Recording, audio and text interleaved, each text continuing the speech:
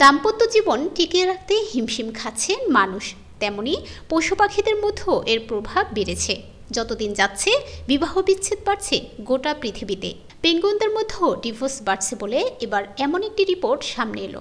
এমনিতেই সম্পর্ক নিয়ে পেঙ্গুইনরা বেশ রক্ষণশীল, আজীবন এক সঙ্গী সঙ্গে থাকতে অভ্যস্ত তারা। কিন্তু আজকাল সঙ্গী সঙ্গে তাদের বনিবনা হচ্ছে না, তাই বিকল্পের সন্ধানে বেরিয়ে পড়ছে। গত 11 জানুয়ারি ইকোলজি অ্যান্ড ইভলিউশন জার্নালে এই মর্মে গবেষণাপত্র প্রকাশিত হয়েছে। অস্ট্রেলিয়ার ফিলিপ আইল্যান্ডের পেঙ্গুইনদের মধ্যে ডিভোর্স বেড়েছে বলে তাতে দাবি করেছেন গবেষকরা। তারা জানিয়েছেন, নিজের দীর্ঘদিনের সঙ্গী সঙ্গে আর সন্তুষ্ট বোধ করছে না পেঙ্গুইনরা, তাই বিকল্প সঙ্গীর খোঁজার দিকে ঝুঁকতে শুরু করেছে।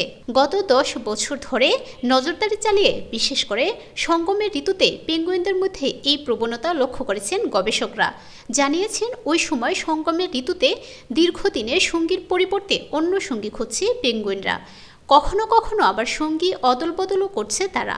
এর ফলে পেঙ্গুইন ছানার জন্মহারও প্রভাব পড়তে শুরু করেছে। পেঙ্গুইনদের মধ্যে ডিভোর্স বৃদ্ধির জন্য পরিবেশজনিত কার্যকরণকে দায়ী করছেন গবেষকরা। পরিবেশ যেভাবে পাল্টে যাচ্ছে তাতে পেঙ্গুইনদের প্রজনন ক্ষমতাও ক্ষতিগ্রস্ত হচ্ছে বলে মত তাদের। এর ফলে পারস্পরিক বোঝাপড়ায় প্রভাব পড়ছে।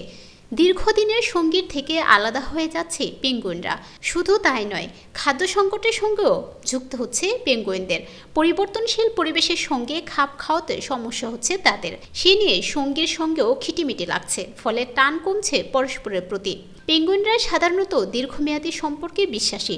চিরকালীন প্রেম, একজনের সঙ্গে জীবন কাটিয়ে দেওয়ার পক্ষে তারা। কিন্তু সেই ধারা বদলাচ্ছে। সমাজ সংসারে মানুষের পারস্পরিক সমীকরণ পাল্টে যায়।